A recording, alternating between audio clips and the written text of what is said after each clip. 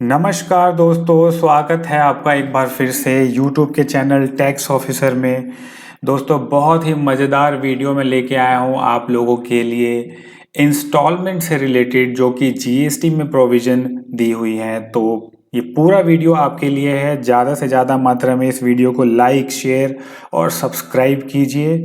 तो जानते हैं जीएसटी में इंस्टॉलमेंट्स के प्रोविज़न को। So let's get started. जी हाँ, जीएसटी में दोस्तों सेक्शन 80 आप पढ़ेंगे, रीड विद रूल 158।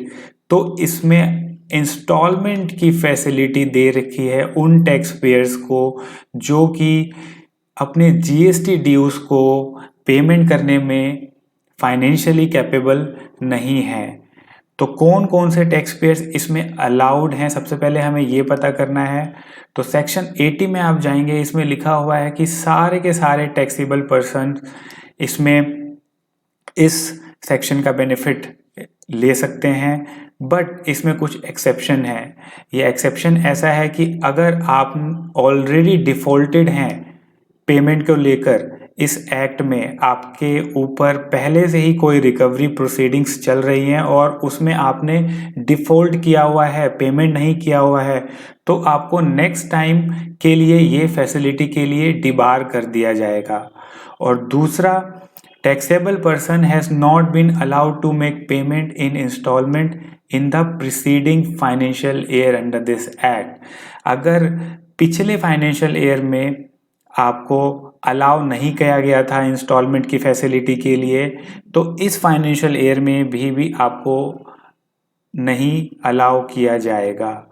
और किस पेमेंट के लिए ये बेनिफिट आपको दिया जाएगा? तो सारी की सारी पेमेंट के लिए जिसमें कि आपके पास नोटिसेस आई हुई हैं, आपके खिलाफ रिकवरी प्रोसीडिंग्स चल रही हैं, उन सब के लिए ये बेनिफिट आपको दिया जाएगा कि आप इंस्टॉलमेंट में आसान किस्तों में पेमेंट डिपार्टमेंट को करें। एक्सेप्ट जो अमाउंट आप डिक्लेयर करते हैं अपने रिटर्न में, जो आप GSTR 1 और GSTR 3B में जो आप अपनी सेल्फ असेस्ड लाइबिलिटी को भरते हैं, उसकी पेमेंट के लिए ये फैसिलिटी आपको नहीं दी गई है। आपके खिलाफ कोई भी रिकवरी प्रोसीडिंग्स डिपार्टमेंट के द्वारा चलाई जा रही है किसी भी मसले में, तो आपको ये फैसिलिटी दी जाएगी। तो ये हमें एक्सेप्शन दोस्तों याद रखना है, ये बहुत ही इम्पोर्टेंट है।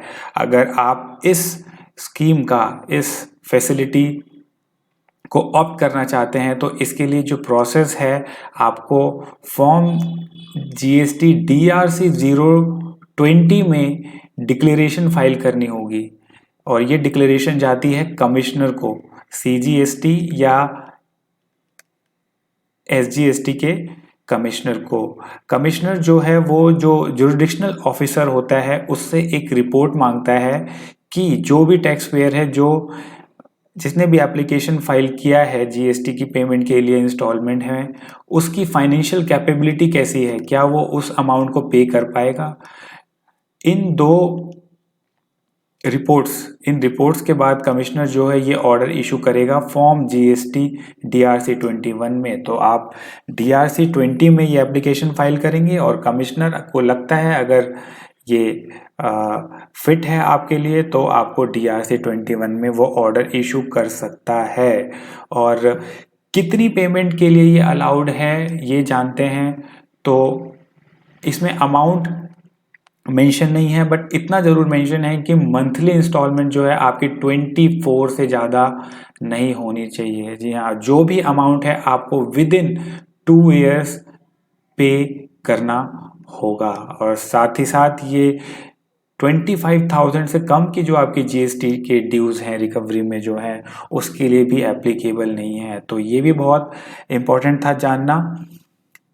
बात करें, अगर आप डिफ़ॉल्ट कर जाते हैं उस पेमेंट में, मान लीजिए आपने इस फैसिलिटी को अवेल किया है और आप किसी भी एक मंथ में डिफ़ॉल्ट कर जाते हैं, पेमेंट नहीं दे पाते, तो ये आपको याद रखना है मेरे दोस्तों कि पूरा का पूरा जो आपका आउटस्टैंडिंग बैलेंस जो है वो स्टैंड पेएबल हो जाएगा और आपको without any further notice recovery proceedings department के द्वारा झेलनी पड़ेगी। तो क्योंकि ये सेक्शन 80 जो है टैक्स पेयर्स के लिए बहुत इम्पॉर्टेंट है, क्योंकि ड्यू टू कोविड-19 रीज़न और बहुत सारे रीजंस होते हैं जिसमें हम अपना बिजनेस तो करते हैं बट उसकी पेमेंट जो जीएसटी लाइबिलिटी है वो बहुत ज़्यादा होती है, उसके कारण हम पेमेंट नहीं कर पाते हैं। तो इस केस में आप सेक्शन 80 रीड विद रूल 158 का लाभ ले सकते हैं और